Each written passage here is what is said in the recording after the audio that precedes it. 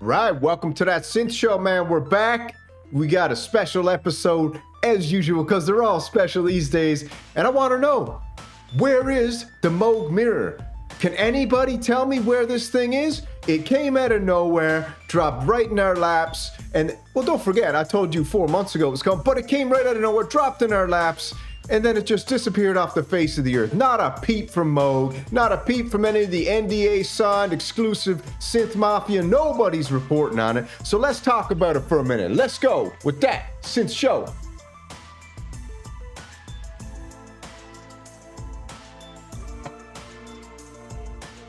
All right, so this thing came out. It dropped on February 13th, the day before my beautiful lady's birthday, because we celebrate too, Valentine's Day and a birthday. That's a sweet deal. Now, this dropped from our famous boy over here, the king of kings, the head, the lead of the synth mafia, Andrew Huang. On February 13th, he dropped this cheeky little picture of this beautiful synthesizer, the Moog Mirror, and 8-voice, absolute powerhouse of a synth. It looks like, or maybe it's not, maybe it'll never come, we don't know, but they haven't given us any news. And I don't know, man, if I was Moog, I'd just be thinking, why not just keep teasing this a little bit here, a little bit there, a little YouTube short from inside Moog's factory, a little this, a little that, but they're doing nothing, man. They're leaving us hanging. And I think that's a big mistake because INMUSIC, I don't know what you're thinking, but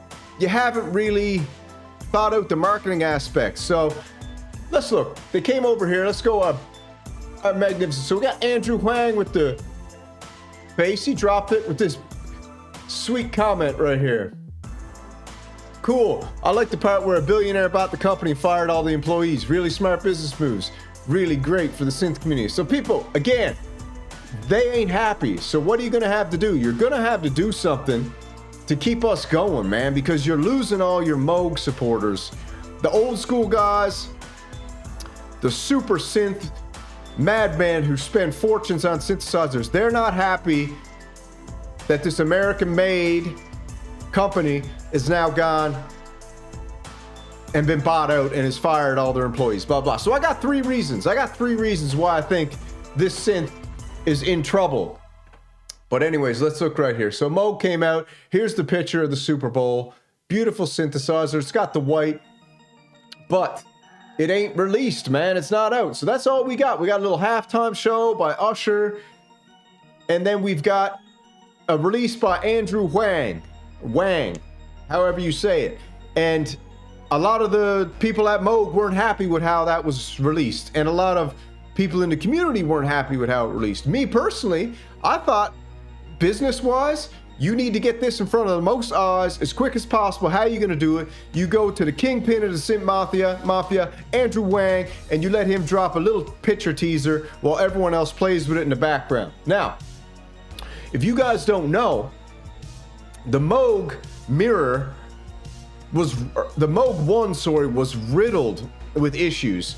It sounded beautiful, the ones that worked, the ones that didn't, people were up in arms. And if we jump over here, you can see, you just do a quick search, Moog 1 tuning issues, they're all over the place. The forums are filled with it. Tuning issues were the hugest thing, and that's why Moog couldn't really take off with their polysynth adventure, because they just couldn't get their tuning right. They're a monosynth company. That's what they made their bread and butter on. And now they're venturing into the polysynth. So this is a big, big thing, and they got to get it right. So they can't just drop another Moog 1 nightmare that comes out and people just want to constantly be sending it back, because it's just not going to work like that anymore. So anyways, we looked at issues, new Moog tuning issues. The forums are riddled with it. I got it. Warms it up, tunes, voices out of whack. It's just not working. The presets, some worked, some didn't. So the Moog 1 was an absolute nightmare. So that's the first reason why this is maybe taking a little longer, because the Moog staff aren't experts in polysynths. They're experts in monosynths. So that's issue number one. Issue number two, some more stuff going on. Firmware updates. Where's the firmware? Where's the firmware? It just didn't come. People weren't happy. Second issue, the system's view. This is a tech website, 2024, semiconductor shortage. Update. The state of the semiconductor industry is still going into 2024. The shortage has been ongoing since 2022, causing a series of bottlenecks with chip manufacturers. And we all know that in the synthesizer community, the chips all have to be on the table. And this is an issue. So when you're releasing a polysynth, if this is going to be popular, you better make sure you got the parts coming in, and because they're shipping it all to the Moog factory in Asheville, apparently, and they're going to assemble it there. So we'll have to wait and see about that. We just don't know. But based on the old coof and the silent but violent that came through in 2020, they're still having chip shortages. So who knows what's going on. Another website, JBL, the chips are down, navigating the global chip shortage beyond. All right, so we can see the semiconductors are still, seems like Behringer's the only one getting a hold of them, because oh Lord Uli, the king of business, is doing it right. But you think INMUSIC should be able to get this going. And the third reason why it's not ready, our favorite website, Synth Anatomy, INMUSIC has laid off a large portion of their Moog staff. So here's the deal. You lay off a large portion of your staff, you upset a large portion of your leftover staff because now all their buddies are gone, they're not working with them no more, and they're a little bit peeved. Then what do? Then you come and you release a Moog synthesizer, an iconic Moog synthesizer, your basically second polysynth, or not second, but you know, your big inaugural polysynth under the INMUSIC banner, and you got people who weren't happy with how you released it. Nothing against Andrew Wang, but people just didn't seem to be too pumped about Andrew Wang being knighted as the man to bring the Moog Mirror to you via this weird Super Bowl thing, you know, which it was a flop, man. It didn't work. It was a flop. I think the only reason the Moog Mirror got any sort of play whatsoever is because the Synth Samurai is the one who promoted it. I'm the one who put out the marketing for the Moog Mirror, and I didn't even get paid for it. And the beautiful thing is, I don't want to get paid for it.